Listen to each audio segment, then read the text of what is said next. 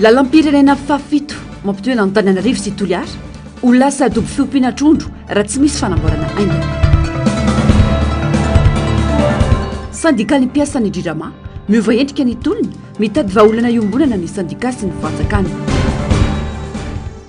Gouvernement Rajaonarivelo manjavozavo ny fomba fiasa sarotra ny inona ny avany ny olom-bahoaka hoy Gérard Andrialimrovason.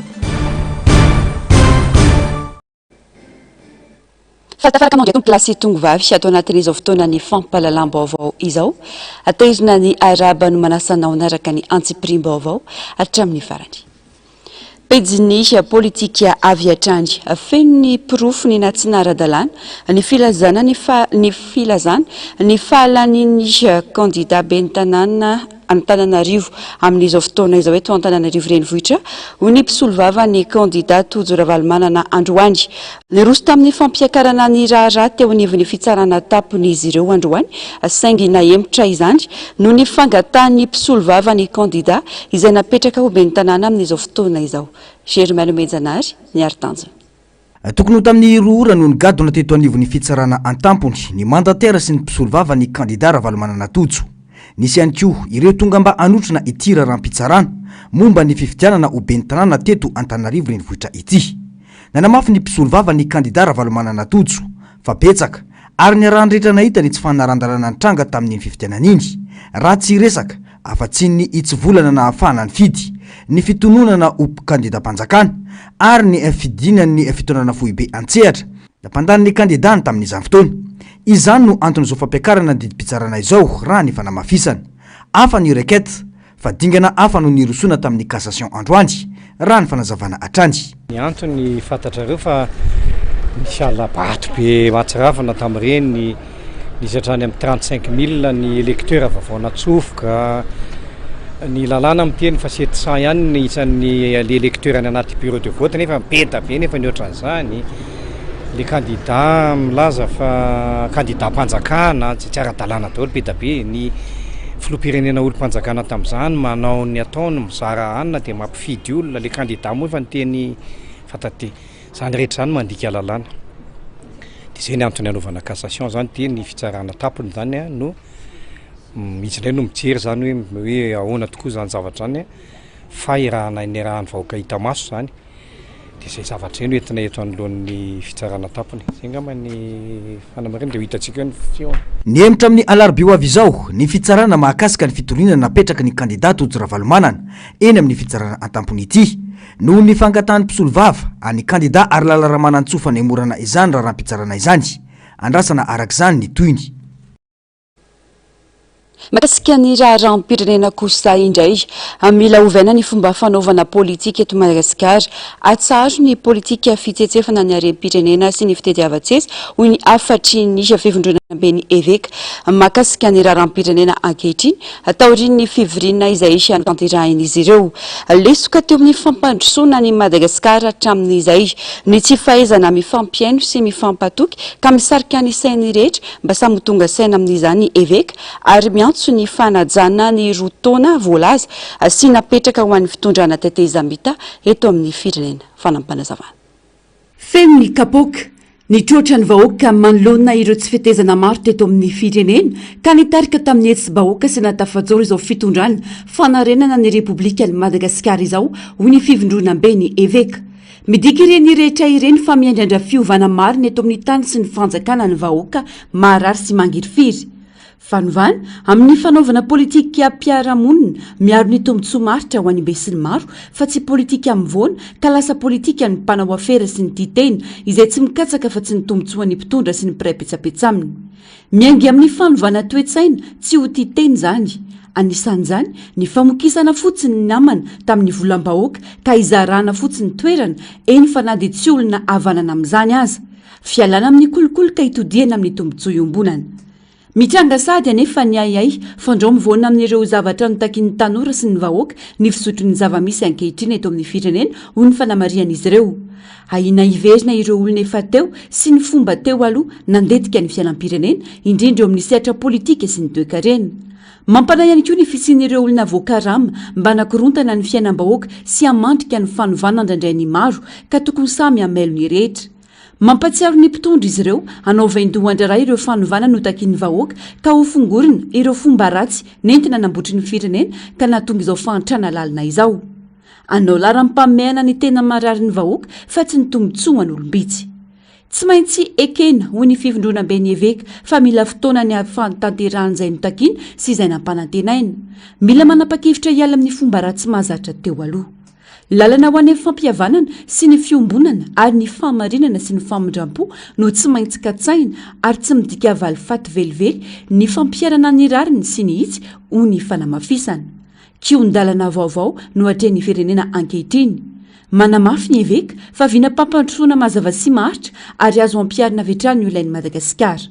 tsy maintsy hovaina ny fomba fanaovana politika mba ho fanompoana vahoaka amin'ny lalan'ny fiahinan'ny soiombonana indrindra ao anatin'ny fotoatsarotra ny fitoeran-doham-pirenena izay miaingy avy eny fotony no hafana miroso amin'izany ka no manana fanjakana maro-toerana sy matanjaka lesoka teto amin'ny firenena ny fampandrosoana ny Madagasikara hatramin'izay ny tsy fahaizana mifampiaino sy ny fampatoky ka tokony ho tonga saina ny rehetra aoka ho ajaina ny rotoana voalaza sy napetraka ho an'ny fitondrana teteza mita ho izy ireo raha iangana izay notakiany vahoaka dia andrasana amin'ny mpitondra izay ilainy maika dia ny jiro ny rano ny lalana atao lara-mpameana hatrany ny siatry ny fanabeazana ny fahasalamana ny fitandrovana ny tontolo iainana sy ny fandriam-pahalemana izay miantoka ny fahafahan'ny vahoaka mamokatra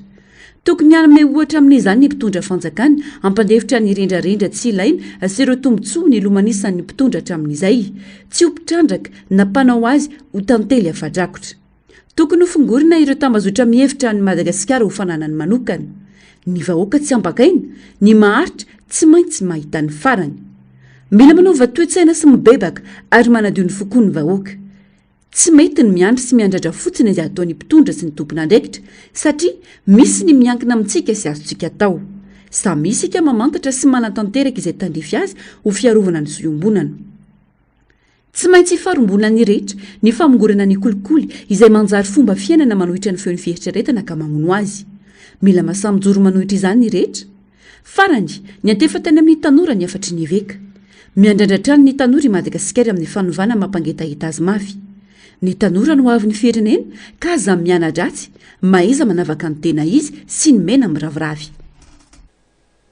mila verina ho tany tandalany Madagasikara manoloana ny famotehana sy ny fanaovana tantely afadrakotra ireo harem-pirenena nandritra ny taona maro ilaina ny fanatanterahana ny fanadiadiana lalina manoloana ireo raharaha mafampana teto amin'ny firenena tsy midika omeloka ny fiantsoana fiatriana fanadiadiana eny anivon'ireo tompona andraikitra misahana izany miantso amin'ny ampiarana ny lalàna manoloana ireo fandikan-dalàna nisy teto amin'ny firenena ireo olo-pirenena fanadiadiana nataony Narcisse Karazafy eo amin'ny sariny mbola havatsara tokony ho tanterahana araka ny lalàna ny fanadiadiana sy ny fiantsoana ireo olo-mpanjakana teo aloha sy ireo mpanao politika voatonga eto an-tanindrazana indrindra ireo mbola manana raharaha-pitsarana tsy voava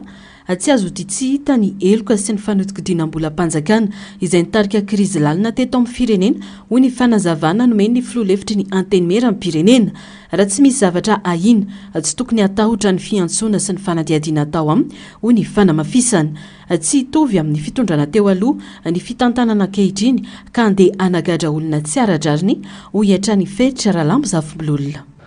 raha tsy misy ny zavatra ahina momba ny tenanao a dia hatreo le fitsarana mino a fa tsy fitondrana sanatra iny zany a anao toy ny fitondrana teo aloha izay maro ny zavatra atao hoe ny fironona sy ny montena fotsiny a mba hoenty ranamelohana olona tsy meloka dia manatena fa hijery an'izay marina hoe tsy maintsy jerena ny maha-olombelona sy ny sisa fa nefa kosa raha ohatra ka infraction tamin'ny code de la route a mihina fa zany zavadrany a azo anakipiana maso zany na mety atao hoe tsy hodina tsy hita akory fa raha ny zavatra hafa kosa toy ny hoe fanotikodinana ny volam-bahoaka ny volam-panjakana ny fanaovana heritreritra araky ny teniko mety voarorota amina eloka be vava tena ialana tsiny fa resaka fiarovana sy fametrahana tsy maty manota zay zavatra tsy azo ekena ny am'izany ka miantso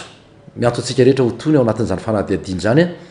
fa tsy toy ny fanao ho iaho teo areo izahay amin'ny masolom-bavambahoaka na dia ataoko hoe mandrafitra ny ato anatin'ny atao hoe majorité présidentielle aza ny tenanay sy ny vondrona misy anay a dia ezakay ny anara-maso etsy ankilany sarotiny amin'ny fitondrana mijoro ankehitriny ny etsika mena noho izany miantso ny ampiarana ny lalàna amin'ireo rehetra nandika lalàna eto amin'ny tany sy ny firenena mila dinihana lalina ihany koa ny momba ireo nanao sy natao sesitany politika izay manomboka miverina tsikelikely eto an-tanindrazana. Ato amin'ny etsika mena bandoro izy dia mazava ny anay sarotiny zahay amin'izao fitondrana mijoro ankehitriny zao ka tsy holotoina amin'ny raha-raha-pitsarana ohatran'izany izy raha toa ka misy olona tena hita tsotro zao fa nanao tsy mety teto amin'ny firenena niza dia tokony hampiharina ny lalàna zay mifananjify amin'izay fa tsy hoe ny fanavaozana sy le tolona natao dia hanadiovan'olona etsy andan'izay koa zay le hitenenanay hoe mila sivanina tsara misy koa le olona nolotoina tsotro zao izy ny saromana raha tsy nataony akory noho ny antony politika dia nitsoaka ka raha tonga zay olona zay tokony dinihana lalina koa ny dosieany azo atao koa ny mamela azy malalaka. Mila sarotiny tsika satria lasa fa manomboka gaga koa ny vahoaka malagasy ankehitriny satria lasa le hoe ny malagasy ihany no enjena zay koa fanamariana zao tsy vitany malagasy ihany fa nahatsikaritra koa ny mpanara-baovao fa to lasa vehivavy. No mafisy ny filoha lefitry ny anteny meram-pirenena fa tokony tsy hisintsony ny mpanao politika hibaiko fitsarana sy ny mpitandro ny filaminana mba tsy hiverena ny fitantanana tsy nety teo aloha fa indrindra mba hampangarahara ireo rafitra irosona any amin'ny fiovana marina tokoa. Zay koa ny anitananantsika rehetra indrindra nareo riva mpitandro filaminana hoe sy ny ao fitsarana aoka tsy hijery izay ofrehana ara-politika na fiaviana na resaka alakobika tsy tiako tare ho iaho teo fa zao hoe mba fafanovanana ny tadiavintsika amin'izao tsy efa mba miara-maniry ve tsika rehetra nefa mba iainana fiaina tsaratsara kokoa mba anaty fitoniana sy ny sisa rehetra toy ny any amin'ireny tany azo lazay efa mandrosy reny satria miainga tamin'ny zavatra oatra zany nafahana nandrefy zany hoe fandrosoan'ny olona zany tsy amin'ny lafin'ny resaka ara-toekarena ihany fa amin'ny resaka hoe maha-olombelona ihany koa ajaina ny zony na izy na izy tsotra kely le zavatra efa fanovano zao mahatoky any mpitondra ankehitriny satria isaorana izy arakasitrahana dia raina mihitsy ary ampahirezina ny amin'izay fanapaha-kevitra ny raisiny ny amin'ny hoe tsy misy tsony tsy azo ekena ary oale petraka tsy kelikely eto amin'ity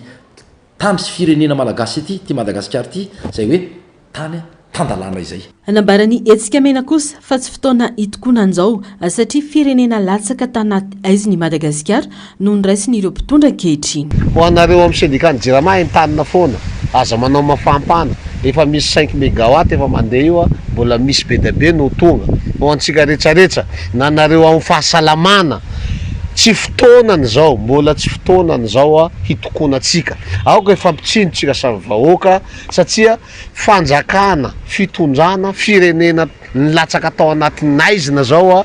dia ny filoha Mikaely misitona azy kelikely anatina fahazavana ka mahareta kely tsika sady tsy dia zany loatra ane ny mission miandry ny tetezamita aty fa hanao rinjandamina mba hahatongavantsika mitsaratsara koa na amin'ny lafin'ny politika zay na amin'ny lafin'ny fifidianana zay na amin'ny lafin'ny fiarahamonina fa tsy oro volana ray volana dia fa hanao miracle averimberin'ny bandoro ozy foana ny hoe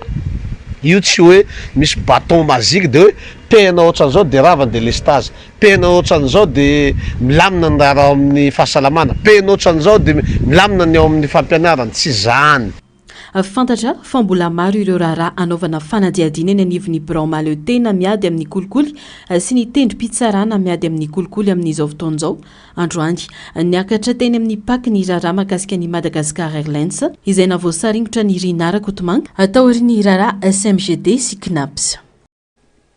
Toy ny raharaha CNAPS sy SMGD olona iray namoahana mandat d'arrêt nadidy fampisamborana olona 5 ray maso ara-pitsarana 7 nahazo fahafahana vonjimaika nampidirina amponja vonjimaika kosa ny tale jeneraly CNAPS teo aloha Mamy Rakotondraibe ireo novaliny fiakarana fampanoavana teny anivon'ny tendrom-pitsarana ampisanany ady amin'ny kolikoly na ny paky ho an'ireo olona misa 9 voaroroy tamin'ny raharaha iny raha mbola karoina kosa ny bentanana Antananarivo teo aloha naina Andriantsitoaina niakatra fampanoavana teny amin'ny paky androany ihany koa Irina Rakotomanga makasika ny raharaha Madagascar Airlines fanampanazavana. taoriny fiakaran'ny raharaha findramam-bola 1.10 miliara ariary ho an'ny smgd nataony knaps omaly taoriny fiainona nandritra ny adiny 7.10 nanomboka tamin'ny 3 omaly hatramin'ny 6 sasany maraina androany nivoaka ny didy avy amin'ny pak ka nampiditra-ponja vonjomaika ny tale jeneraly knaps teo aloha mamira-kotondray be olona dimy nahazo fahafahana vonjomaika ambany fanaramasony fitsarana ka ao anatin'izany irandriana antanena jimi mpanolotsaina manoka ny ben'ny tanàna tranitrinio Beatrice administrateur ny knaps teo aloha ny tale jeneraly ny smgd Thierry randriamananony Ravelson Stéphane na Ery mpikambana eo anivon'ny filan-kefim-pitantanana ary lova sofetra Arnoro mpikambana filan-kefim-pitantanana knaps olona fito kosa nahazo fahafahana vonjomaika ao anatin'izany ny ben'ny tanàna n'Antananarivo ary Lala Ramanantsoa sy Claudia Andrian-Tsitoainy vady ny ben'ny tanàna n'Antananarivo teo aloha olona iray kosa namoana didy fampisamborana misy any 40 ireo vororoy tamin'ity raharaha ity ka ny 4.10 amin'ireo no nentina niatrika ny fampanoavana ka tsy nipotra tao anatin'izany Andrian-Tsitoaina naina izay ben'ny tanàna ny komina Antananarivo renivohitra teo aloha no sady filohan'ny filan-kefim-pitantanana ny orinasa SMA Société municipale d'assainissement ka mbola karohina hatramin'izao fanararotana fisahanana andraikitra fanodikotiana mbola mpanjakana sy ny fandraisana tombontsoa mifandraika amin'izany ny fanomezana tombondainy fifanolanana tombontsoa famotsim-bola ary fanohitohinana ny fizotry ny famotorana no vesatra ny anjehana azy ireo raha nambarany teo anivon'ny pak ity raharaha ity izay toy ny fitoriana napetraky ny sandika ny mpiasa ny komina Antananarivo renivohitra sy ramatoa raha nirina Clémence mpanolotsain'ny tanàna mikasika ny fanodikodinam-bola tamin'ny lalan'ny findramam-bola tsy ara-dalàna tao amin'ny knaps nataony orinasa smgd izay mitentina 2.10 lavitrisa ariary raha tsy aivina dia tany amin'ny taona 2022 no niandohoany ity raharaha 2.10 miliara ariary ity nanome fampindramam-bola 2.10 miliara ariary ho an'ny smgd ny knaps tamin'ny volana febroary 2022 izay tokony hiteraka zanany 700 isan-taona tokony ho 80 volana no anifan'ny smgd ny famerenam-bola amin'ny knaps ary nisy izany hatramin'ny volana aprily 2022 valoala sy valoety sy 10 lavitrisa ariary no volana alohan'ny smgd tamin'ny knaps hatramin'ny fotoana io mbola misy 7 sy valoala sy rayety sy 7 lavitrisa ariary ny vola tokony alohan'ny ity orinasa municipality amin'ny tahirim-pirenena amin'izao fotoana izao raha ny fampahatsaivana nataony tale jeneraly ny knaps raingonjatò vimbina ny 10 novambra lasa teo ankoatra ity raharaha ity niakatra fampanoavana teny amin'ny pak ihany koa androany Irina Rakotomanga makasika ny raharaha Madagascar Airlines andrasana ny toy ny raharaha tsara ny hevitra anaovana grand pardon saingy tokony hojerena ny momba ny fetra ny fahifan'ny filoham-pirenena ho ny mpandinika raharam-pirenena izay voafidy sy lanym-bahoaka teto dia fanonganana noho ny alany teo amin'ny fitondrana iroso amin'ny repoblika fahadimy Madagasikara amin'izao filoham-pirenena enina no fandimy teto hatramin'ny azona fahaleovantena mila jerena io olana io hoy ny mpanaraka raharam-pirenena teo amin'ny fandraisam-peon'ny Germaine Mejanary sary tsy rindran-tsariny ny ari-tanjona filoham-pirenena enina no lany teto Madagasikara hatramin'izay nazahoantsika ny fahaleovantena samy naongana teo amin'ny fitondrana ireo filoham-pirenena enina ireo na tamin'ny endrika ahoana na tamin'ny endrika ahoana no tsehoany izany tsara ary zava-dehibe ny firosoana amin'ny grand pardon mba hirosoana amin'ny fanomezan-tanana ho fampandrosoana ny firenena saingy tokony hojerena manokana ny ikitiana ny lalàna momba ny fahefan'ny filoham-pirenena toy ny fomba ny firenena italiana na Alemana mba tsy hisy intsondry ny fanonganana na fionganana filoha isaky ny mandeha izao hoy ny mpanao politika Andrianle Mirovason Gérard izay ireo fotsiny a président voafidy teto Philbert Siranana Didier Raseraka Zafy Albert i Ravalomanana i Razona Mampiana ary André Rajoelina enina ny président voafidy hatramin'izay nampanaovatena sika niongana tamin'ny fitakina tena Andalabe Siranana fitakina tanan'Alabe Didier Raseraka Indrometona fitakina tanan'Andalabe Ravalomanana ny fitakina tanan'Andalabe i André Rajoelina Zafy Albert naongany toedia taminy de i Razona Mampiana sisy angamba sy nizongana Andalabe fa nisy le pacte de responsabilité de sy voongany izy zanefany tonga ny fifidianany de nalohany vahoaka izy satria 8% ny azony izy ray angamba ny président Perinasa sy tafiditra deuxième tour teto Madagasikara. Tanao am'zany zany fa manana problème sika amin'io statut-na filoham-pirenena io. Ka sao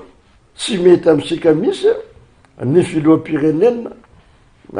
mandidy sy manapaka ohatrany filoham-pirenena hitasika am'izao fotoana zao.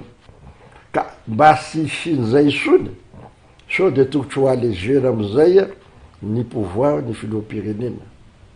mba sosaray ny vahoaka maso mandidy foana. De iongana foana de hanao changement au constitution foana sika. Tokotry hanao ohatran'ny Israel angamba sika, na hanao ohatran'ny Italie, na hanao ohatran'ny Allemagne, hoe mba limitena am'izay ny pouvoir ny président de la République fa ny gouvernement tanamena plein pouvoir de misy inona ninona olona voatendry reo tsy mampaninona raha solona. So de zay metimety amitsika. Ny tsy fahamarinantoerana ka niteraka fanonganana isaky ny mihetsika amitranga eto amin'ny firenena dia miteraka akony goavana eo amin'ny toe-karena na inona lazainy. Azo antoka nefa fa raha mbola io rafitra misy io no tohizana eto dia tsy azo iodivirana no mety ho fionganana mpitondra afaka fitotaona raha ny nambarany atrandry. Etsy ankilany mikasika ny fikonan-doam-pirenena izay tokony efa nirosonona tamin'ny faran'ny volana oktobra lasa teo araky ny tetiandro nolazain'ny filoham-panjakana Ambava dia efa mivonina ao amin'izany ny FFKM raha ny loharano-baovao. Ny mandat avy amin'ny fiadidiny fanavozana ny Repoblika no sisa andrasana raha ny vaovao atrandry. Efa niona sy ny fampidinika tamin'ny FFKM avokoa ny ankamaroan'ireo hery-velona eto amin'ny firenena, na ireo mpifanandrana ara-politika mivantana, na ireo fiarahamonim-pirenena, ny fianakavimbe iraisam-pirenena toy ny SADC, ny vondrona Afrikana, ny OIF, ny firenena mikambana. Noho ny toedra ara-pirenena moa dia ahemitry ny FFKM amin'ny volana febroary ny komity fohy be izay tokony atao amin'ity volana novambra ity any Mahajanga, andrasana arak'izany ny toy ny resaka fikonan-doam-pirenena. Pejiny politika izay mbola sarotra ny inona hatreto fa avany olany vahoaka malagasy araka ny fitakina nataony gouvernemanta mijoro amin'izao io hoy Gérard Andrialemy Rovason mitaky asa maika sy maritra ny famany ireo olana kanefa mitarazoka ny fomba fiasa hatreto. Tokony tsy hiala olana nefa ireo ampitondra famatonana aiky dia manana vahaolana amin'ireo teboka marary ny vahoaka hoy hatrany ny fanehoan-kevitra. Fanampanazavana eo amin'ny sariny ny Aritanjo. Zavatra telo no ny angian'ny fitakina teto, rano, jiro ary fanehoan-kevitra ankalalahana. Arak'izany, ireo no tokony ho laharam-pahamena ho an'ny gouvernemanta. Tsy karatra sady nefa fa marisarisa ary tsy mandresy lahatra ny fomba fiasan'ny gouvernemanta manoloana ny famahana ireo olona ireo hoy Gérard Andrialemy Rovason. Matoa nefa nanaiky nandray fahefana dia manana vahaolana manoloana ireo olana ireo. Tsy fanakianana izany hoy ity mpanao politika ity fa fanitsina ny fomba fiasan'ny gouvernemanta amin'ny andraikitra nankinina amin'izy ireo hoy ihany ny mpanao politika Gérard Andrialemy Rovason. Satrotra ny enona fa avahany olana notakin'ny vahoaka ny gouvernemanta mijoro ankehitriny hoy ihany ny fanehoan-kevitra. Hatram'izao nefa ny fahitana azy dia mbola miverina ny fahatapahana rano sy ny ziro. Mbola nisy naneho hevitra angamba ny syndicat Zerma dia voasambotra iny, tsy fantako hoe inona mahatonga voasambotra azy. Hitanao amin'izany zany fa le zavatra anankitelo naporodana filoham-pirenena mbola tsy voavahatra amin'izao. Ny namako any andafiny mimedy daholo zay consommation de Madagascar kely bitika fa resy navoaka filoham-pirenena mampiome. Teto amin'izany mbola ingénieur tamin'ny nanao usine nucléaire 2700 mégawatts de moteur synchrone neny consommation ny usine anakay. Zany consommation de Madagascar zany consommation auxiliaire tany amin'ny usine zany hatram'izao mbola tsy voavahatra. De tokotry ny ho ataon'ny fanjakana io ny gouvernemanta io ny zavatra nangatahany olona anankitelo reo tokotry masoany aloha. Hatram'izao nefa mbola misy ny délestage. Za zao sy manana rano, za vao nivery ny ziro manao aniny io mba tokotry hoany aloha ny ataony laharam-pahamehana nefa sy zay ny zava-misy. De miteny veneo mahomby sa sy mahomby gouvernement io de sarotro aloha nino hoe mahomby fa ny zavatra nanonganana filoham-pirenena misy ny mbola sy voafehiny. Ary sy misy calendrier koa hoe oviny io ny voafey inona ny action ho ataony pisy de tasekely eneny na teona tany ambomanambola io de ahoana zany fafangana de ahoana zany manakava ahoana zany ny fivotronana hafa diego zao 11 mégawatt ny consommation 1 mégawatt ny disponible de ahoana zany de synakanina zany diego sy asa zany sekenina zay de ahoana ankilan'izany raha ny antotam-bola voarakitra ao anatin'ny teti-bolam-panjakana ho an'ny minisy-mpanjakana ho an'ny fanavozana dia sarotra ny ieverina ny fahavitan'ny fanavozana sy fanarenana mitaky vola manko ny asa kanefa mbola miandry famatsim-bola avy amin'ireo firenenkafa isika vao afaka anatanteraka izany raha ny zava-misy koa ihany ny fanamafisana sarotra amiko ny teny hoe aomby io tsy mila vola be de be ny fanovana de sy mainsy manana croissance teo ngeda be zany sika vao mahavita manova anefa zay chemin de croissance zay a sy hitataratra ao amin'ny loi de finance na teonena amin'ny antenimem-pirenena loi de finance ao no fahitako azy 4% ngamba ny taux de croissance n'izay nefa ny croissance ny population 3,5%. Da ahoana moa zany mameno ny zazateraka fosiny zany croissance économique ataony zanahary ny déficit ny zio filazany olona anaty 65%. Angataka zany hoe tia hanova zay la France russienne mba meo tompoko aiza nisy fanovana amin'ny vitan'ny mendicité. On peut pas changer un pays avec la mendicité. Mbola ao anatin'ny fomba fijery mitaky fanovana aingana ny malagasy amin'izao noho izany mila mametraka politika ahitana vahaolana vonjy maika sy lavitrezaka ny mpitondra mila mahay manavaka ny asa maika sy ny lahara-pahamehana ihany koa mbola manjavozavo nefa ny fomba fiasa hatreto ho iatrany ny fanazavana lafim-bavao afaka indray na hemitra ny 20 novambra ho avy izao ny fitsarana ny Mamira Vatomanga no ny toe-pahasalamana raha ny vaovao atsy Maurice amin'izao fotoana izao raha nisy vaovao ny vaoky maraina io fa alefa anaty selula ny tena ny siadena findra hopitaly hafa indray ity pandrara ity ankoatra io nahazo fafana nisy antobola avokoa ireo vororoy miisa 3 amin'ny ity raha Mamira Vatomanga ity fanadiadina nafindrany amin'ny hôpital clinique premium indray Mamira Vatomanga raha nisy vaovao ny voaky io maraina io fa ho alefa ny anaty selule izy androany raha ny vaovao navoaka ny gazety l'Express mu izy délégation diplomatique avy any Côte d'Ivoire ho tonga ao Maurice atao anatin'ny andro vitsivitsy fantatra fa iresaka ny raharaha mahakasika ny pandrara Mamira Vatomanga ireo délégation no ity pandrara ity izay manana zombirenena ivoriana sady ny tanandraikitra consul honoraire ny Côte d'Ivoire teto Madagasikara na hemitra amin'ny 20 novambra izao indray moa ny fitsarana ity pandrara malagasy ity izay atao Maurice no izy mbola tsy salama ary manaraka fitsabony ao amin'ny hôpitaly ka nanamafisina ny mpitsabony tsy fafana miatrika fitsarana ankoatra io samy nahazo fafana misy antobola avokoa ireo olona 3 voasarimotra tamin'ilay fanadiadiana momba ny famotsim-bola mahakasika ny Mamira Vatomanga voalohany amin'izany commissaire ny FCC teo aloha izay efa nametra-pialana ny maître Junaid Fakim izay nomeny fitsarana fafana sous caution manodidina ny 770 tapitrisa ariary vola malagasy ary nanaso ny taratasy manaiky fa manana trosa 570 tapitrisa ariary faharoy na Serbeki izay nanaso ny taratasy manaiky fa manana trosa 2 tapitrisa roupies mauricienne rehefa niakatra fitsarana ary nahazo fafana miaraka amin'ny antobola manodidina ny 770 tapitrisa ariary Androany Zuma 17 novambra 2022 nahazo fafana miaraka amin'ny antobola manodidina ny 7 tapitrisa ariary ihany koa i David Jean Christian Thomas ary nanasony ny reconnaissance de dette ray faingoena tapitrisa roupies rehefa niakatra fitsarana tao amin'ny distrika ny Pamplemousse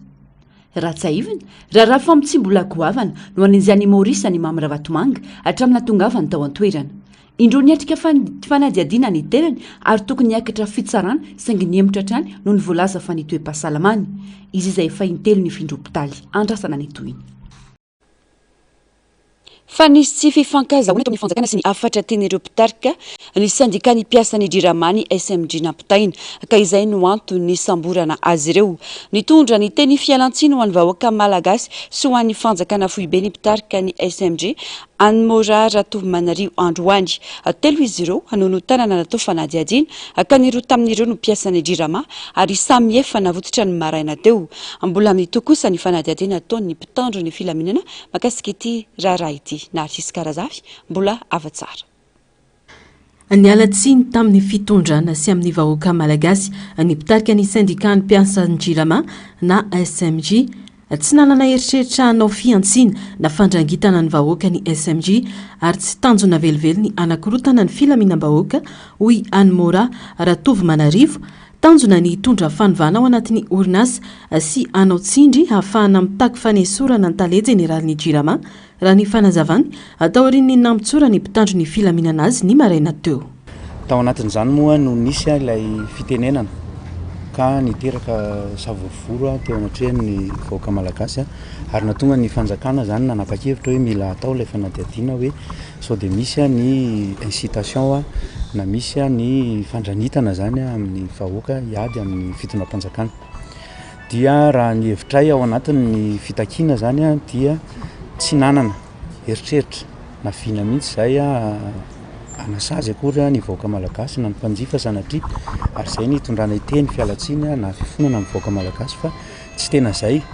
ilay eritreritray ary ampitaina ihany koa zany amin'ny fitondram-panjakana izay fialatsiny izay satria ny eritreritray zany dia hoe ao anatin'ny fanovana ny mpiasa ny vahoaka malagasy dia notohizanay ilay fitakiana zany dia ny tato anatiny no eritreretinay zany hoe anao an'ilay blocus zay zany en interne anaovana n'ilay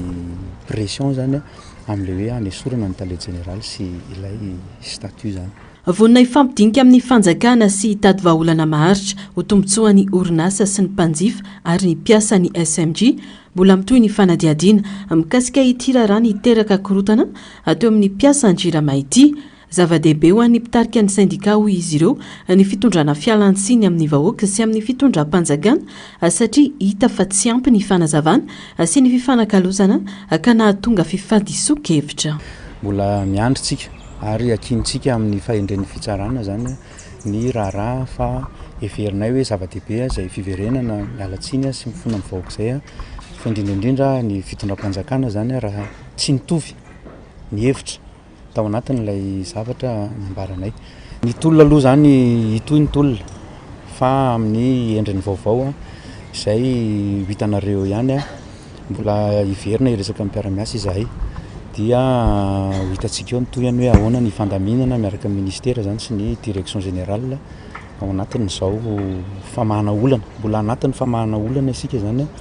fa mbola tsy dia tena hoe mivatateraka dia hiroso amin'ny fifampiresahana zany ny rotota. Tsy ny fitokonana no antony samborana ireo mpiasa roa eo anivon'ny Jirama raha ny fanamafisana fa ny fanambarana fanapahana ny herinaratra makany amin'ny toerana sasany amin'ny orinasa mitoa kosa ny tolona ataon'ny syndicat ary iseho amin'ny endriny vaovao sy fantoka amin'ny dinika andatabatra boribory tsy maintsy hirosona ny fifampiresahana mivantana sy mangarahara mba ahafahana mamany olana sy hitondra fanarenana ny orinasa ho hiatran'ny fanamafisana. Tsy le fitokonana ka tsy le fitokonana fa lay fanambarana hoy ahy zany lasa nisy interprétation tsy mifakazo izay koa moa nanao an'izy hanapaka an'ilay jiro fa ireny nanapaka ireny sy hitan'ny Jirama ihany no nitapahanay fa izay tsy niroso akory tamin'ny fanapahana ny jiro na ny rano amin'ny mpanjifa na ho an'ny vahoaka malagasy fa izay zany ilay communication sy ilay action zany tsy synchronisé dia ilay any amin'ilay resaka compréhension zany rehefa avy eo no lasa nampisavoritaka ny vahoaka ary natonga ny fanjakana hoe aleo atao fanadiadiana ianareo saody sanatria misy ny ambadika politika na misy ny mampirisika fa indrindra hoe tsy tokony anakorontana zany ny vahoaka malagasy satria ny fitondram-panjakana vaovao. Novidina lafo ny tolona nataon'ny mpiasa sy ny syndicat nandraisan'ny syndicaliste anjara mivantana teny Ankianja noho izany dia saro-piaro ny syndicat amin'ny fitondrana fanovana sy ny fiarovana ny zony mitaky fifampiainoana ireo syndicat mba ahafahana mandinika sy mikaroka vahaolana maharitra miezaka androtonta mametraka sehatra mazava sy dinika misokatra mba ahitana vahaolana maharitra raha ny fanamafisana nomeny filohan'ny solidarité syndicale de Madagascar. Ankehitriny zany dia ny zavatra tena tediavinay sy ny takinay ao nivon'ny resaka syndicalisme eto Madagasikara dia ny mba ahafahan'ny mpitondra fanjakana miaino ary ahafahan'ny mpitondra fanjakana mandinika ary ahafahany mpitondra fanjakana manatanteraka an'ireo fitakina ireo. Isaorana moa amin'izao fotoana izao fa manomboka efa miditra amin'izay, ary araka ny tenenina teo isaorana ny mpitondra vitsivitsy izay nifampiresaka tamin'ny tena na ahafahana nahita an'izay marimaritra iraisana momba ny ka an'ireto mpitarika ny syndika ao anivon'ny JIRAMA zay, satria nisy dia nisy tokoa izay fifampiresahan'izay tany ambony rehetra tany nahitana an'izay vahaolana na ahafahana mijery ny kahan'izay. Araka ny tenin'ny président Moraty eo dia ny toy antolona izay eo anivon'ny orinasa JIRAMA dia miova amin'ny forma izay mety hitondrana azy. Nantitra ny ireto syndika ireto androany fa von'izy ireo hitady vahaolana miaraka amin'ny fitondram-panjakana fohy be na mpitandrina kosa nefa izy ireo ny amin'ireo minisitra sasantsasany izay manidy varavarana ary mbola maneho ny fomba fanao ny fitondrana teo aloha tsy andefitra manoloana izany syndika satria tsy izay ny fanovana notakina tena kianja ary tsy izay ny fanavaozana. Mijany eo amin'izay vaovao izay se olona fantelo ny voasambotra omaly ny tanora iray mpikambana ao anatin'ny kolektifa ny GNZ araka ny famitorana natao azy dia tsy piasa ny JIRAMA ny tenany saingy mbola notanany ireo mpitandro ny filaminana nandritra ny alina. Efa nivoaka ny maraina teo ireo voasambotra rehetra tamin'ny tirara JIRAMA ity etsy andanin'izany nambara ny kolektifa ny GNZ fa manohana ny fitondrana izy ireo saingy mitaky ny anesorana ireo olona ny fitondrana teo aloha izay isy manaratsendrika ny fitondrana misy amin'izao fotoana izao. Narcisy Karazafy mbola avatsara trany. Anisan'ireo nosamborina niaraka tamin'ireo mpitarika syndika omaly ny mpikambana iray ao anatin'ny kolektif GNZ atao aorian'ny fisamborana azy dia nentina teny amin'ny suite tsara lalàna natao fanadihadiana tsy piasan'ny JIRAMA ity voasambotra raha ny fanazavana no tanàna natao andrimaso nandritry ny alina moa ny tenany. Araka ny fanazavana mbola miverina iny amin'ny fampanoavana ireo voasambotra sy ireo mpitarika ny syndika ny JIRAMA ny alatsinainy ho avy izao. Dia rehefa natao ankety dia nilaza ny tenako fa sady nanontaniana raha teo fa tsy piasan'ny JIRAMA fa membre ao anatin'ny collectif de mouvement GNZ. Dia hoe ay lahy tsy piasan'ny JIRAMA dia tsy ao anatin'ilay syndicat ihany koa moa mazava ho azy. Dia natao fanadihadiana nitohizana foana ihany fanadihadiana natao tamiko ary nazavaiko hatrany foana fa nanoro hevitra an'ny vice-président syndicat JIRAMA nataoko nanampy an'izareo hoe tokony hanao fifonana eo amin'ny vahoaka nareo ny amin'ny hevitra tsy azo ny amin'ny teny izay nambaranareo ny amin'ny anapaka jiro sy rano sy nareo hitany nisy ny ankapoto nanapaka fil na dia efa nanazava an'izay rehetrarehetra izay teo anivon'ny mpanao ny famotorana raha ny tenako dia mbola voatana ihany tao amin'ny violon ary natory-tany moa zany. Dia ny maraina teo izay no nentina namonjy ny parquet ary tohizana ny ankety izay natao tao raha ny ankety mahakasika ny amiko manokana tsy dia nisy fa avy eo nalefa noto izay dia mbola miverina indray amin'ny latsinainy. Manoana tanteraka ny mpitondra ankehitriny ny kolektif GNZ saingy miantso ny anesorana ireo mbola mitana ny loko politika volomboasary kosa izy ireo satria maro ireo ekipa ny fitondrana teo aloha no mbola tavela amin'ny toerany ka mampiatra ny fomba fiasa tsy nety teo aloha ary manaratsendrika ny fitondrana mijoro ankehitriny izany. Ho an'ny kolektif ny GNZ manokana dia tsy miova ny fomba fijery ny fitondram-panjakana. Ho an'ny voalohany indrindra aloha ho an'ny mpitondra fanjakana faratapony ny colonel Mikael sy ny mpiara-miasa aminy dia manohana tanteraka azy efa edimy rahalahy izahay fa nefa kosa na izany zany misy ihany ny fanatsarana izay tena efa antakinda tany an-kianja satria misy ilay fomba ratsy fanao teo aloha mbola hita mitohy amin'izao sy misy ireo izay ataontsika hoe orange mbola tavelany anatina ambaratonga mpanjakana maro isan-karazany ihany satria ohatry ny londohany ihany no ny soloana fa le ratsamangaka le orange hatramin'izay dia mbola hita any daholo dia izay angamba no heverinay fa mety mahatonga ilay fomba ataoko hoe mamoetra ihany satria rehefa hita fa tsy manana heloka ilay olona hatry ny maly tokony avy atrany dia navosotra fa tsy mbola nitohizana hatreny fampanoavana rehefa nadiadina. Mbola mijoro sy vonina anony tolona trany ny kolektif Agent Z manoloana ireo olombidy sy manapatra fahefana iseho amin'ny endriny hafa kosa izany tolona izany raha ny fanazavana trano. Fa azo atao tsara ny manarina sy mamerina ny fiarahamonina malagasy nisy teo aloha eo manoloana ny firoboroboan'ny teknôlôjia amin'izao mitady ho very mantsy ny maha olom-pirenena ny olom-pirenena miankena anivo ny fokotany anka samy manao izay saim-patany rehetra isan'ny paikady naomby nanery ny olona rehetra hiasa sy nahafany tsiraray ny aina am-pilaminana ny etra isan-day tamin'ny repoblika voalohany azo atao ny mamerina izany raha ifanarahany rehetra hoy ny mpanaraka pirenena iray androany Germaine Metsanary ny Artanjo. Fanarenana sy fanavozana no filamatra eto amin'ny firenena amin'izao fotoana izao na izany aza tsy tokony ahadiso ny miverina amin'ireo fomba fiasa tany aloha izay hita fa naomby teo amin'ny fitantanana isan'izany ny fisiany etra isan-da tamin'ny repoblika voalohany hoy ny Dr Vonsoa Rafaralay Malala izay efa ben'ny tanàna teo aloha nitondra fampandrosoana sy fomba fiasa matianina miainga teny amin'ny fokotany io etra isan-da io ary afaka anaraha masony olom-pirenena tsirairay hoy ny fanamafisany. Tonga valamby folo taona le olona dia miditra rôle izy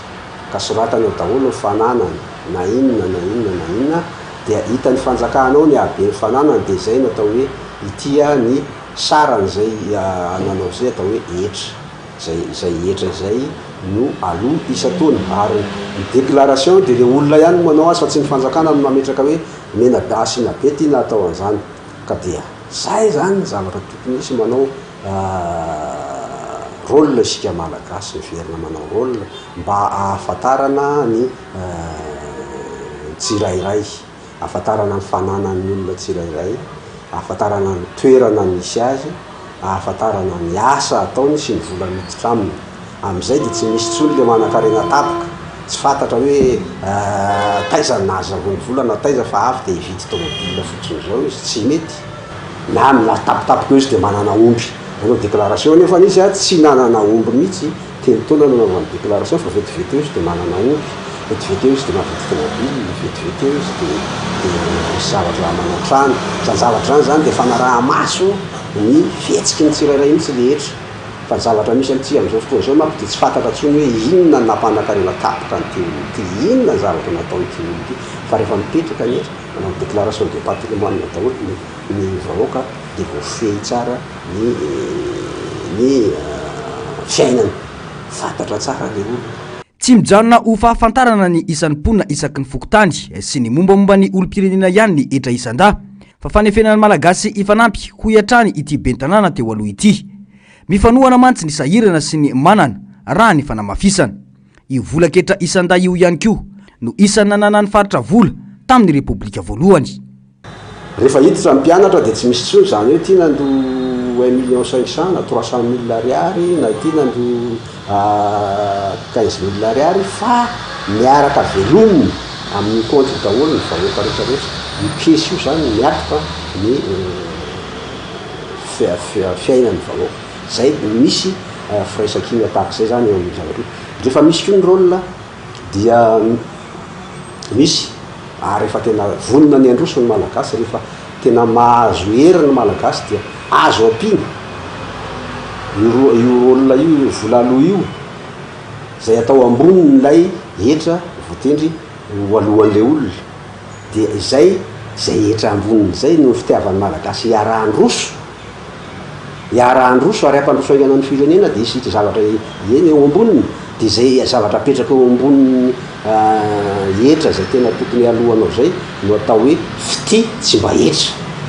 zay no atao hoe fity tsy mba etra tsy etra io fa fitiavan'ny malagasy amita zavatra ohatra hoe anao lalana ritsika dia oampinan'izao ny aninatsika tsy etra io fa fity tsy mba etra io etra io ihany koa ivahany budget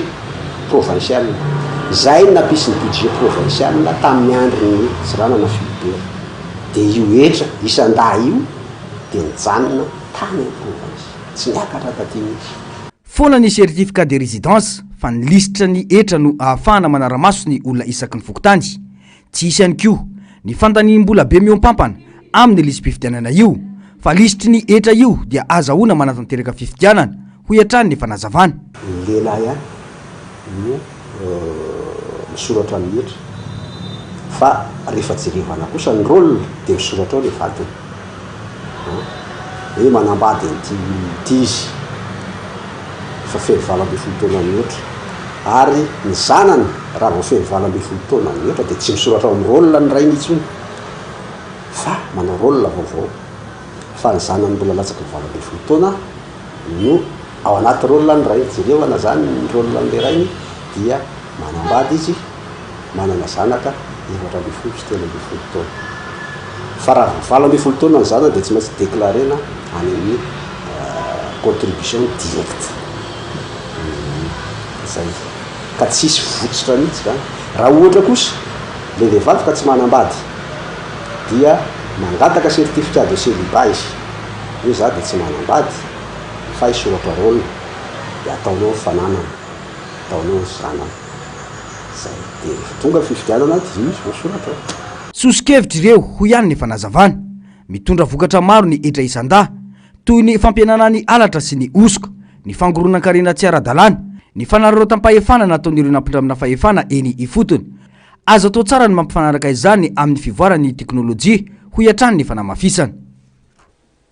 lafimbavao afa tanteraka kosa indray sy nampiakapeo ireo mpisatra amin'ny lavanilina ny amin'ny faritry sava momba ny volona nangony filan-kevim-pirenena momba ny lavanilina na ny CNV sy ny amoana ny mangarara momba izany ary ihany koa ny famerenana ny volana laina tamin'izy ireo entina mpandrosoana ny faritry sava nilaza ny ametraka fitoriana ny amin'ny fitsarana miady amin'ny kolokolo izy ireo ny alatsinainy ho avy zao ankoatra io nampitandrina ny fikasana merenana amin'ny toerany ireo taleparitra izay hita fananao tsinety atao amin'ny faritry sava raha nanao fanambarana ny KMT ao an-toerana androany manoana ary manamafy ny fiara-miasa amin'ny mpitondra fanjakana mijoro ankehitriny izy ireo saingy noho ny tolona kosa amin'ny ady amin'ny fanovandravitra izay nidinana teny akiantsa fa najadiny eo amin'ny sariny tahiriny mandidina ny 5.3 miliara dolara mahery ny vola tokony verina amin'ireo mpisehatra lavanilina tamin'ny alalan'ny filan-kevim-pirenena momba ny lavanilina na ny CNV $4 isaky ny kilao no nalaina tamin'izy ireo nandritra ny 3 taona mahery hoy ny mpisehatra lavanilina androany takin'izy ireo amin'ny anarany mangarara mikasika ny vola sy ny anafaingainana ny amerenany zany ho azy ireo entina mpandrosoana ny faritry sava ny va hatramin'ny 900 ny fangatany mpisehatra amin'ny lavanilina saingy ny laza ny tsy amela mory voalo izy ireo nanao dinga ny ireo mpisehatra ary nilaza ny ametraka fitoriana eny anivon'ireo rafitra miady amin'ny kolikoly amin'ny alatsinainy ho avy zao misy vola CNV $4 par kilo zay nangonina nandritra ny 3 taona mahery angatana io vola io tompo izay mila voaka ary zay zao fa manao procédure ara-panjakana ka anenjika ireo tompona andraikitry amin'ny vola satria vola mitety 35 millions de dollars mahery izay ifanarana anasoavina ny faritry sy ny mpamboly lavany sy ampandrosoana ny toerana mpamokotra lavany maneran'nosy na dia naravany vola CNV mbala fagnotana mipetraka aminay hoe esy vola igny natao manakory vola igny tsy maintsy hanapetraka fitoriana zay manomboka amin'ny alatsinainy ho avy amin'ny bianco amin'ny paky amin'ny setra jiaby makasiky ny fitoriana amin'ny kolikoly tsy ambelaneo ny volaneo tsy ambelanay ny volany bahoaka mba ahafahanay mampandroso fatrinay amin'ny faritry sava igny indrindra fa ny faritry mpamboly lavany région folo mpamboly lavany jiaby eto Madagasikara anisan'ireo nivohitra tamin'ny fiaonana teo amin'ny mpitondra fanjakana sy ny fikambanany mpamboly ny mpanangom-bokatra ary ny mpanondrana lavanilina ny fanafoanana ny CNV sy ny anaovana fanadihadiana lalina mikasika ny fitantanana sy ny vokatra ireo asa vitany ankoatra io namitandrina ny fikasana mbola merenana amin'ny toeran'ireo taleparitra izay hita fananao ny tsinety sy ny ray petsapetsa tamin'ny mpitondra teo aloha izy ireo raha ilaina zao izy ireo ny fidinana an-dalambiana mafisan'izany dia atao manan-karena tanora afaka andray io toerana io ny faritry sava hoy ny fanamafisana zahay tompoky dia tsy agnety na ovina ireo forongony rajoely zay mpamotika ny atao amin'ny faritra sava mbola menimeny hijano regninay le maletina menareo le olo fa zahay tompoky tsy hanaiky raha ilaina dia hidina any an-dalambe indray mpandeha zahay raha toaka ireo directeur régional maro directeur régional tokony tokoniketo magnano raha tsy manjary aminay amin'ny faritry sava ao tsy ekenay redouble zany maro reo tanora mahay raha aminay sava ao soloana ny placenareo noho ny hino niaraka tamin'ny fitondrana nareo dia kolikoly havolenta tsisy tsy mipaipay tompoko ny kolikoly ataondreo directeur régional ao aminay sakafo mampitandrika aminareo zay malety zany nomenareo ny olo sasany nandeha tagny amin'ny fatry sava tamin'ny semaine tamin'ny herinandro lasa iny mila soloana afatra nambelanay aminao andre matofilo zay efa nitety ministère maromaro ary efa nambelanay agny le fitarainana iangavinay mba henonareo iregny teny nataonay nidina Tanan-Kianja fa matoa zay nidina Tanan-Kianja misy raha mararanay ao miala tsiny fa ho tonkolonay eto za raha mbola mitohy io vavabendreo directeur régionaly fa voavidim-bola ho ny fanjakana zao fanovana zao tompoko tsy ekena tsony zany ho voaitsika le toetsaina ohatran'izany iray tsy mivaky ny zanak'isava ny komity miaro ny tolona ao an-toerana nanamafy ny fiara-miasa amin'ny mpitondra fanjakana amin'ny joro-ankehitriny izy ireo ary ijoro ho any tena fanovana eto amin'ny firenena miangeny fotony fanovana raha ny fanazavana ka namafisana izy ireo ny ady amin'ny fanovandravitra eto amin'ny firenena izay nidinana teny Akianja sy nanaovana fitolomana fa manjaka ny kolikoly amin'ny raram-pizarana ankehitriny ka naovan'ny fikambanana angaroa izay mpiara-miombonantoka amin'ny Bionko avy any amin'ny faritra Tsirony Mandidy antso amin'ny fitondram-panjakana ankehitriny ny andraisana fepetra sy ijerena akaiky ny raharaha tranga iray anaovan'izy ireo fitarainana any fisina olona iray voasazina ny tranomaizina ary nogiazana fananana saingina tafavoaka izany tamin'ny fomba tsy mazava kanefa mbola tsy misy didiny voaka fanampanazavana na mbola tsy nisy didiny voaka aza navita namoaka ireo fananana nogiazina ny ramatoa iray izay voasazo roa taona ny tranomaizina atao amin'ny faritra Itasy raha nitatitra nataon'ny angaroa izay mpiara-miombonantoka amin'ny Bionko any an-toerana velomomboka niezaka atao manoloana ny fisina kolikoly amin'ny raharaha tahaka izao ka tokony andraisana andraikitra hoy ny fanazavana rehefa natao ny fanadihadiana tanakadony sakay sy ny tatian'ny paky dia midenimbolana izy dia nigiazana atao ny fananany ka rehefa tonga ny fitsarana dia sazy miatra roa taona hatranomaizina eny tamora manarak'izay moa faranandray matola efa giazina amin'izao fotoana zao tompoko nefany dia tafavoaka ny tomobiliny maro nafa nanao apelina izy ka raha mbola amin'ny zoma heriny amin'ny 21 novembre izao vao mandeha ny apelina ny madame io nefa ny zavatra mahagaga tompoko dia efa mivoaka sady ilay fiara efa natolotra teny amin'ny aray io any aray rehefa nisaka taminay hoe efa vita saisie io tsy misy atahorana intsony ifandisy tamin'izany nefa ny fampiresana ivoaka lay fiara eto tompoko amin'izao fitondrana fanavaozana izao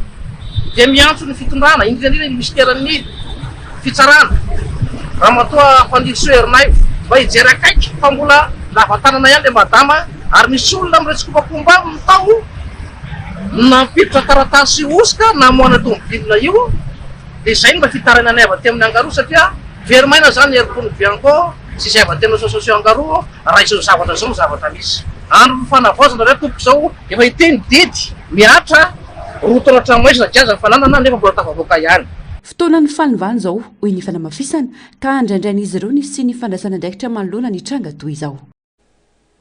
pejiny sosialy kosa indray miantso vonjy amin'ny mpitondra fanjakana vaovao ireo mpisehatra amin'ny fitaterana eny amin'ny lalam-pirenena fafito mampitohy any Antananarivo sy Toliara manoloana ny faratsindalana ho lasa adobo fiompiana trondro ity lalam-pirenena ity raha tsy misy fandraisana andraikitra aingana mialoha ny tena ilatsahan'ny orana avy telo eny ny fahasimbana ankehitriny vokatry ny fanapotehana nataon'ny mpitondra teo aloha hoy izy ireo fanadihadiana eo amin'ny sariny tahiriny aina tsy misy ilazana ny mahalalam-pirenena azy intsony ny lalana mampitohy any Antananarivo sy Toliara amin'izao fotoana izao vokatry ny takaitra navelan'ny mpitondra teo aloha izay tsy nijery sy nanao laharam-pahamehana ny fanamboaran'izany avy telo eny izao ny fahasimbana ka manay ireo mpisehatra fa ho lasa adobo fiompiana trondro zany afaka fotoana fohy raha tsy misy vahaolana mialohan'ny tena hiavin'ny orana noho izao fanavaozana sy fanovana zao dia manantena zahay fa maheno ny antsoantsonay sy ny fitarainanay indrindra fa reo mpandeha amin'izany fahasomban-dalana zany ka miangavy anareo mpitondra fanjakana amin'izao fotoana mba hijery akaiky sy hitady vahaolana maharitra sy aingana amin'io fanamboarana io lalam-pirenena io hiditra amin'ny fotoam-pahavaratra tsika zao. Ny fotoam-pahavaratra dia teraka rano, rehefa ny rano miteraka fahasombana. Efa tsy lalam-pirenena tsony ny lalam-pirenena fahafito, indrindra miala eto Toliara mandrapatonga ny Sakaraza hita miariary, fa ho lasa dobo fiompiana trondro rehefa kelikely eo raha vao milatsaka ny orana. Fa tsy hanao ny asany teo aloha izay tsy hita zay zavatra nataony, fa fampitrim-bahoaka sy fampijaliana vahoaka fotsiny no ataon'ireo mpitondra reo. Miantraiky amin'ny vantana amin'ny fiarin'ny mpampiasa lalana zany raha ny fanamafisana ka anaovan'izy ireo antsovonjy amin'ny mpitondra fanjakana mahefy izay antenan'izy ireo fa tsy hanao tony teo aloha izay manapotika. Voalohany indrindra eo amin'ny fotoana anaovan'ireo taxi borosy ireo ny diany. Faharoa mazava ho azy fa tonga ny tsy fandripahalemana. Ao zany ny farararotana amin'ny zavatra fisehony zavatra maro samihafa. Fahatelo ny voka-dratsiny koa dia ny fahasomban'ireo fitaovana izay miasa manao ny sehatry ny asa fitaterana n'iny zany fa reo ny fiarakodia ny kojakojany dia efa tsy fantatra tsony. Raha mbola vita ora 520 Antananarivo Toliara teo aloha, efa 30 ora be izao zany amin'izao fotoana izao ny ireo mpitatitra. Mampikolay azy ireo ny lalana eo Sakarahatra ny Toliara izay vitaina adiny enina amin'izao raha ora romonja taloha. Potika ny fiara, tara ny mpandeha, ny taintaina noho ny afitsiko ny tsy fandriam-pahalemana ireo mpitatitra. Ora tamin'ny lala faela be mahampandreo rehefa miapotika. Lavio zao manahaky fahavaratsy fa ho avy nanivio zao. Tena mety fa tsy hahavy handehana taxi borosy mihitsy vasa kamiao vasa tafiditsy eo. Satria laliky, tena laliky la vo militsy eo zany, la vo feno rano tsy hainao hombanao hoe nahagna ina gauche na droite. Sakaraha Toliara aloha zany tena karaza. Iny lalaina 2 heures de temps aloha zao 6 heures 5 heures et demi. Antananarivo Toliara taloha nalaina hoe tonga maraina dia miverina ny arivan'iny tamin'ny fotoan'andro. Zao nefa lizy lasa 3 jours. Zay lizy fa tena ratsy ny lalana Sakaraha Andravovo. Ny sécurité zany moa dia efa akinina amin'Andriamanitra ny eo ambony fa tena grave. Dia mbola lalova fahavaratra hoe zany io afaka manomboka ty any ty dia mety tsisy tsony, mety tapaka, mety vao mara mipotika an'io dia mba miatra an'ilay fitolana maheno mba hijery an'ilay izy. Manodidina ny 700 kilometatra no anaovana na Antananarivo sy Toliara. Mananika ny 507 alina ariary ny sarandalana ao amin'izany. Tsy mieritreritra ny ampiakatra sarandalana ireo mpitatitra, saingy manamafy kosa ny antson'izy ireo ny anamboarana faran'izay aingana ny lalana izay fototry ny fivelomana sady lalan-drano mampikorina ny toe-karem-pirenena. Maresaka avy any ivelany kosa indray nitsitsika ireo miaramila Ukrainiana ny filoha Volodymyr Zelensky naneho firaisankina azy ireo ny tena ny arinam-panantenana namafisana ny fiarovana ireo miaramila. Tsy mitsahatra manome fanampina ny Ukraine ihany koa ireo firenena hafa. Fanadihadiana. Mitohy ny ady amin'ny tafika Rosianina Ukraine indrindra ny Zaporizhia izay nambaran'ny Rosia fa nazahoany tanàna vaovao tamin'ity herinandro ity. Na eo aza ny ady sy ny olana maro samihafa dia miezaka mijoro hatrany ny filoha Zelensky ary nitsidika ireo miaramila ny tena no maly ka naneho fankasitrahana tamin'ny asan'izy ireo ary nanome toky fa hanao ny ezaka rehetra amahana ny olana ankehitriny.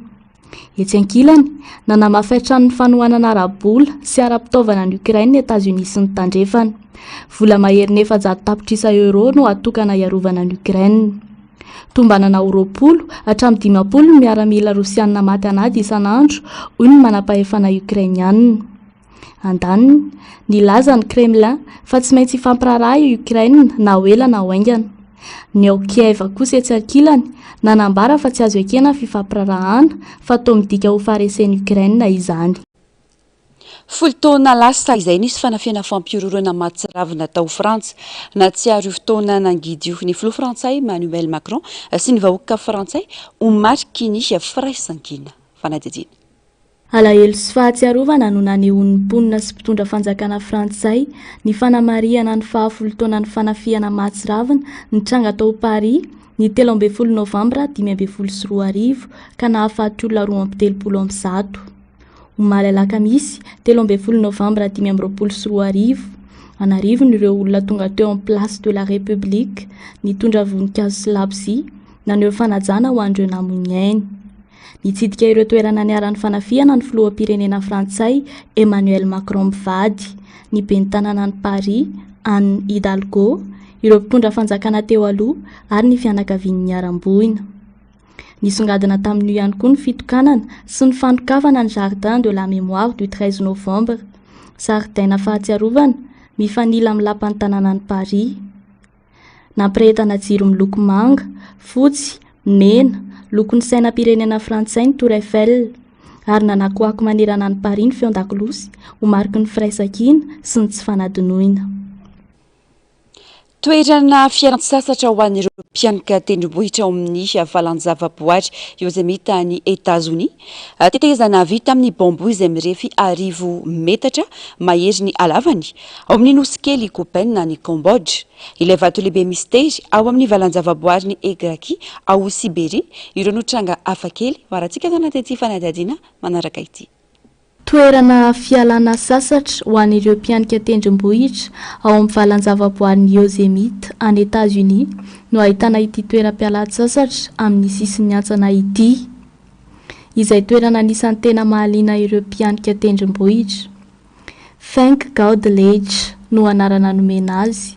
Vatolampy manify mijoro miankina amin'ny antsana izay mirefy 900 metatra ny halavany eo ambony amin'ny faritra azo andehanana ary 13 ka hatramin'ny 30 cm fotsiny ny sakany.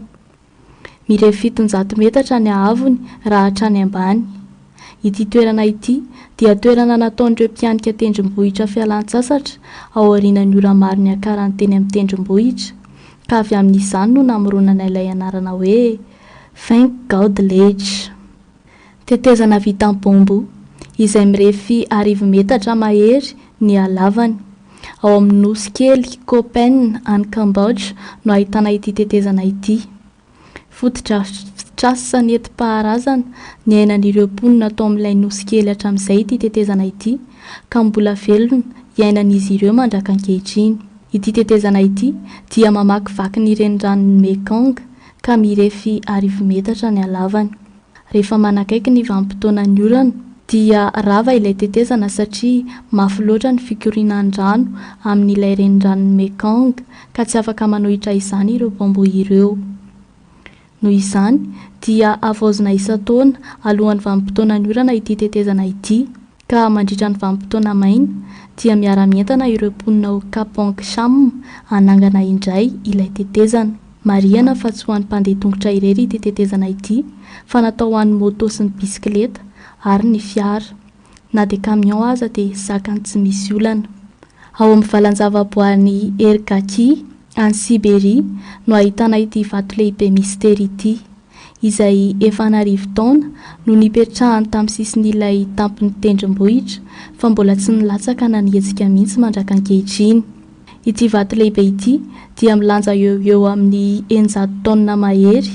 izay mipetraka eo amin'ny sisin'ny tendrombohitra iray ao Erkaki. Efa 10 taona no nipetrahany teo amin'ny sisin'ilay tendrombohitra fa tsy mihetsika mihitsy na dia hiaran'ny rivotra mahery ny orana ny hafanana sy ny atsika isan-taona aza. Tranga voajanahary izay tena mahavariana sy mahasarika olona mpizahatany avy amin'ny lafy valiny noho izao tontolo izao ny fisiany ka hatramin'ireo manam-pahaizana mikasika ny geolojia aza dia talanjona mahita azy. Dia ireny tranga hafakely ireny tompoklasy tongovavy no entina manakatona ny fampahalalam-baovao tamin'ity zoma ity ankasitrahana feno ianao tsy nizaka taminay hatramin'ny farany mametraka ny veloma mandra-pitafa ao amin'ny rampitso amin'ny ora mahazatra indray veloma tompoko.